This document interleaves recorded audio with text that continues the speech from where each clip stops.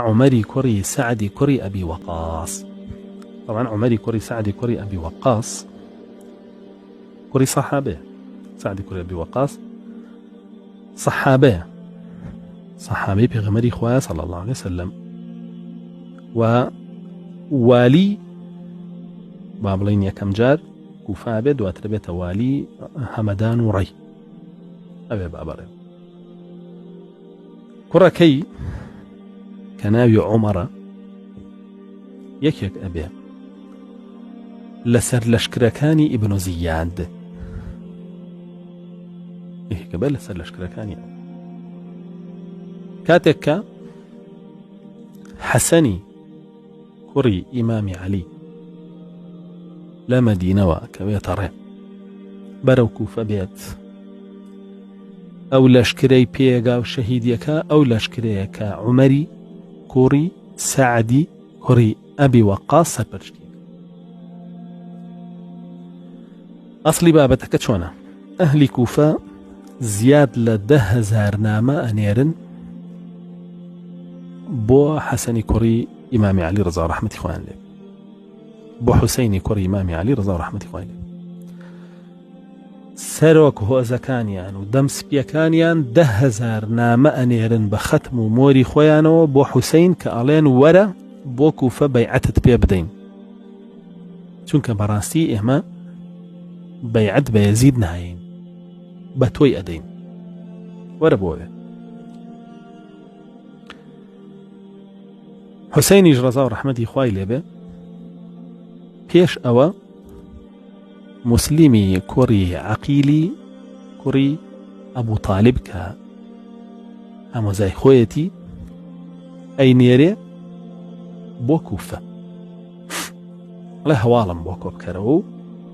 ولا حقيقتي أو بابة بكو على رو أويا مسلم رواو أغاتا كوفة وخلقي كوفة هموي ليكو أبيتوا ولا مسلمو وبالين أدن كا حسين سربخان رضا رحمتي خوي پروردگاری لبي اگر بيتو بيعتي بيبدن اوي بحث كرا ولا تاريخا زياد ل 40,000 كس لدوري كو بنو بالين أدن كحسين هاو بيعتي بنو بكان خليفة خوانو سربخان. مسلمي كوري عقيل رضا رحمتي خوي لبكاتك اما بيني نعمان وسيبو حسين الله بكور الري طواو خلقي كوفة راستكن وهمي لقل منان.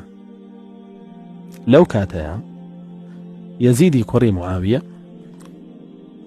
كالذي مشق دانيشي ابن زياد كعبيد الله كوري زياد ناوى لعنتي خواي لبي عبيد الله كوري زياد أكاب والي كوفة عليا من يكيك أن يرمنا وجماعتي مسلمي كوري عقيلة أي دوزينة وچونك مسلم تاو دقا خوي بيشان حتى ابن زياد كديتا كوفة بمشاوي خوي بيشيز وربي خلقك وازان أو مسلمة يعيبو عندنا كبيرون بلام كديت 3,000 دينار دنا جاسوس يك جاسك عروات كوفة لبي قنجة قد وزيت ولا مزقوتي كوفة الله يما يبقى بمسلمي كوري عقيل و بري بارم بو هنا ومن اشتوان وسرخري أهل بيت ما أحكام لي أيش بابلين لأهل بيت هاتو تأيرا 3,000 دينار يعطون بو هنا وبيامي بشتواني بكم لم كوكد نوي هي زال دجي يزيد ويتر مسلماني وساش وازان راستك 3,000 ديناري يعطونيش زورة كيزيد دعوتي بمكابرة پارەکەی دەنێ پارەکە وەرەگرێ و لەگەڵ خۆی با بۆ لای مسلمی کوڕی عەقیل و بۆ شێوە مسلیمە دۆزێتەوە وازانێ لە ماڵی کێوە لەکوێ دانیشێ ئەڕوا بۆ لای ئیبن زیاد هەموو شتێکی پێڵە لەبارەی مسلیمەوە. ئیبن زیادیش کاتۆتە کوفە بە لەشکرێکەوە هاتووە نزیکی 10,000 کەسن کە 4,000 کەسی لەگەڵ عومەری کوڕی عەمری کوڕی عاسان سەرەتایان نێرێ بۆ قیتالی خەوارج بۆ بەربەڕەکان یا بۆ دەیلەم دواتر ئەیهێنێتەوە بۆ قیتالی حوسینی کوڕی عەلی. بەو شێوە لە ڕێو جاسوسیەوە مسلمی کوڕی عەقیلە دۆزێتەوە لەشکری عبد الله لشکری عمری کوڕی سعد لشکری عمری کوڕی سعد چواردەوری مسلمی کوڕی عەقیلە گرت واوانی لەگەڵیان داوای ئەمانەکەن ئەمانیان هێنێوە کشێنەوە و مسلیمە بن و شەهیدیەکەن بەڵام پێشەوەی شەهیدیکەن مسلیم داواکە لە عمەری کوڕی سعدی کوڕی ئەبی وەقاص دەڵێ ئەگەر منت کوشت پێت تەرمەکەم مەشێوێنن بە شێوەیەکی جوان کفنم بکەن و بمنێژن و نوێژم لەسەر بکەن و داوای لێکاڵ ئێمە ئامۆزاین ئێمە کەسیەکین کات لێکەم نامێ بنێرە بۆ حوسەین بانێ بەڵام ئەمەی باو تەسلیمی عوبەیدوڵڵای کوڕی زیادیەکە عوبەیدوڵڵای کوڕی زیادی ژەیبینێ گریاڵێەوە بۆچێ گری هاوشێوەی تۆ نات بگریە کازان بە جەرگ و ئازانەوان بەڵێ سوێن بەخوا بۆ خۆم ناگریەم بۆ حوسەینی کوڕی کچی پێغەمبەری خوا صلی الله علیه وسلم گریم کە بە ڕێگاوەیەت و وا تێگەشتووە کە ئەهلی کوفە پشتگیریەکەن نازان کە هەمویان پشتیان تێکردو بۆوە گریم کە ژن و مناڵ و خانەوادەکەی پێیەوە کەوێتە دەست لەشکرێک کە کەس نازانە چارە نووسیان چۆنە ئەوەی ئاڵە خەمی ئەوانە نەبێ ئەوانیش لە تۆ کەمتریان پێ ناکرێت سەری مسلیمە پەڕێنێ هەڵیەواسێ لە بەردەم قەسری کوفەیە لە شەکەشیە باتە ناوشار ئەیدا لە خاج و عومەری کوڕی سعدی کوڕی ئەبی وەقاسیش هیچ شتێ ناکا و ناڵێ من پەیمانم بەم پیاوە داوە کاوە سوکاتی پێ نەکرێ و بەو شێوەی لێ نەکرێ ئەوەیە دواتر بۆ شێوە چەند کەسیکە لەگەڵ مسلیمان هەمویانە کوژن و بۆ شێوە هەڵیانەواسن و سەرەکانیان لەوێ دانێن و ناویانە لێن خەواریج و تاوەکو حوسەین دێ و ئەگاتە نزیکی منطقەی زیقار لەوێ ئیبن زیاد ئەم عومەری کوڕی سعدەی ناردووە عومەری کوڕی سعدی کوڕی ئەبی وەقاسی ناردووە بۆ حوسەین ناردوێتی بۆ ڕێگرتن بە حوسەین پێشەوەی عومەر بگاتە بەردەم حوسەین بە لەشکرەکەیەوە طبعا 4000 کەسی پێ حوسەینیش خۆی و 72 پیاون لەگەڵ نزیکی 40-50 کەس لە ژن و ماڵی خۆیان و هەندێک لە ڕێز عشیرەتەکانی کوفەی لەگەڵایە کە بەیعەتیان پێداوە یەکێک لە سەر لەشکرەکانی عوبەیدوڵڵای کوڕی زیاد بە 1000 کەسەوە گاتە بەردەم حوسەین ناوەکەیم لە خەیاڵانی ئەگاتە بەردەم حوسەین و پێڵێ بگەڕێرەوە ئەی حوسەین مەچۆ بۆ کوفە بەخوا ئەهلی کوفە غەدریان لێ کردی وەڵی منیان ناردوو بۆ جەنگان لەگەڵ تۆ بەس بەخوا من جورئەت ناکەم لەگەڵ تۆ بجەنگمنەوەی پێغەمبەری خوای صلی الله عليه وسلم کوڕی خۆشەویستترین کەسی رسول الله صلی الله عليه وسلم کە فاتیمەیە ڕەزا و ڕەحمەتی خواتان لێبێ بگەڕێرەوە ناجەنگێم لەگەڵت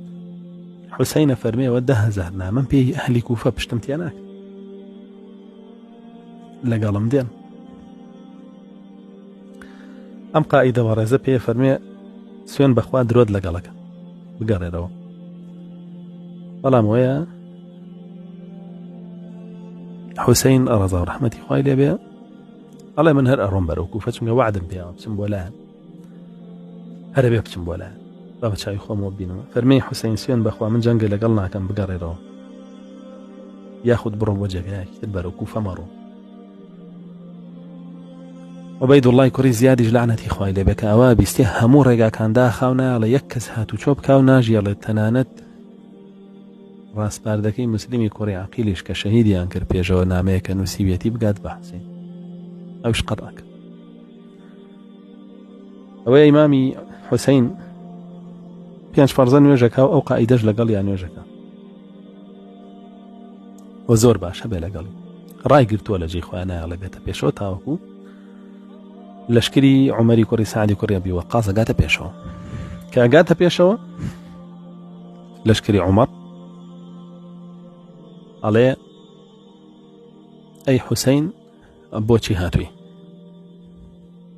ئەڵێ هاتووم بۆ لای ئەهلی کوفە بەیعەتم پێدەن و 10,000 نامەیانم پێ و ئەو بابەتانە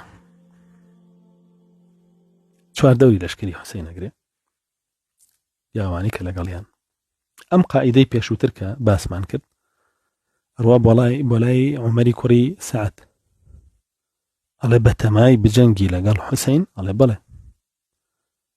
ڕاستیان بەخوا من لەگەڵ تۆ ناجەنگم دژی تۆ جەنگم ئەوەیە هەڵەگەڕێتەوە لە ئەوان چێتە ناو لەشکرەکەی حوسەینەوە ئەو پیاوە بەڕێزە کاوی شەهید دەکەن دوای لەگەڵ حوسەینە چێتە ناو لەشکرەکەی حوسەینەوە ڕەزا ڕەحمەتی خوای پەروەردگاری لێ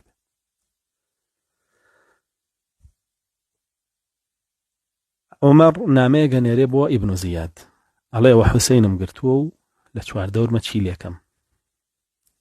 حوسەین پێیان ئەڵێ بە عومەر و ئەوان